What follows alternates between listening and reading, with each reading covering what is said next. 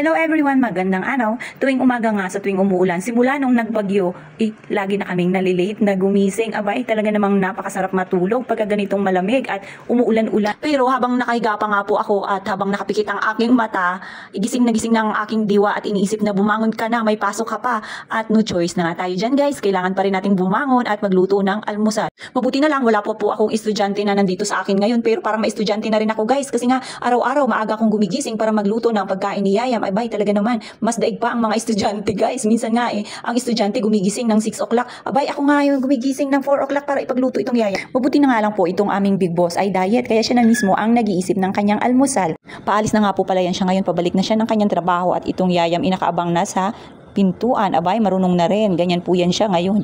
Marunong na maghahabol-habol sa mga umaalis. Lalo na kay nanay. Grabe kung umiyak. Akala mo si nanay yung talagang nanay niya. Kahit nga po malakas pa ang ulan, kailangan niya na rin pong umalis. Dahil nakailang araw na rin siya dito sa puerto. Ganyan lang po talaga ang buhay natin. Habang bata pa, magtrabaho para mayroon tayong makain. Kailangan mag-sacrifice para may pambili ng gatas nitong bulinggit.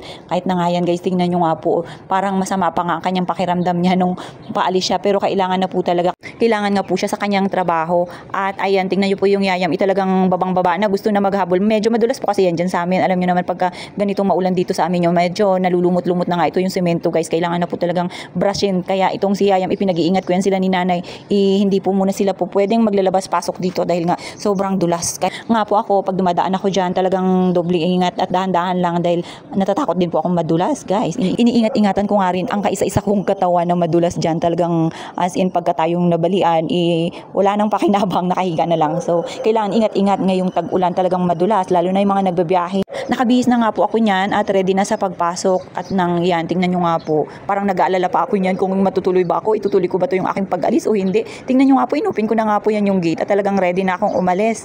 Pero naman, tingnan nyo yung ating weather ngayon, ay tag-ulan na naman talagang, akala ko tapos na, hanggang doon na lang kahapon yung ating ulan.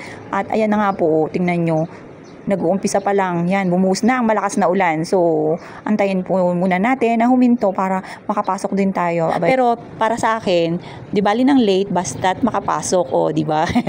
So, antay ko lang po na maghinto ito yung ating ulan, ang ating malakas na ulan. Tingnan nyo nga po, sobrang labo, sobrang dilim na ng ating kalangitan. Kahit saang anggulo ako tumingin, abay talagang papalakas ng papalakas ang ulan. Sana huminto na siya para makapasok na tayo. At ako'y may mga gagawin pa rin doon sa opisina na nag-aantay. Tingnan nyo guys, so parang tuloy-tuloy na naman ito. Buong maghapon na naman na uulan. Naku, masasayang na naman yung ating oras. At ako'y nagtataka talaga dito sa tubig dito sa aming garahe guys. Tuloy-tuloy talaga yung tubig dito. Hindi ko nga alam kung saan nanggagaling. Parang sa tingin ko'y walang kanal yung doon sa kapitbahay namin sa likod. At ito nga po, tingnan nyo, umalis na nga po ako kahit na umuulan. At ayan, nakita ko nga po, ito yung daan. Tingnan nyo nga po, ang ilig ng tubig. Abay, kada mo yung ilog na siya guys, hindi na siya daanan. Ang pangit lang din dito guys na dumaan, bukod sa mabato, madulas. Kaya yun po yung talagang delikado.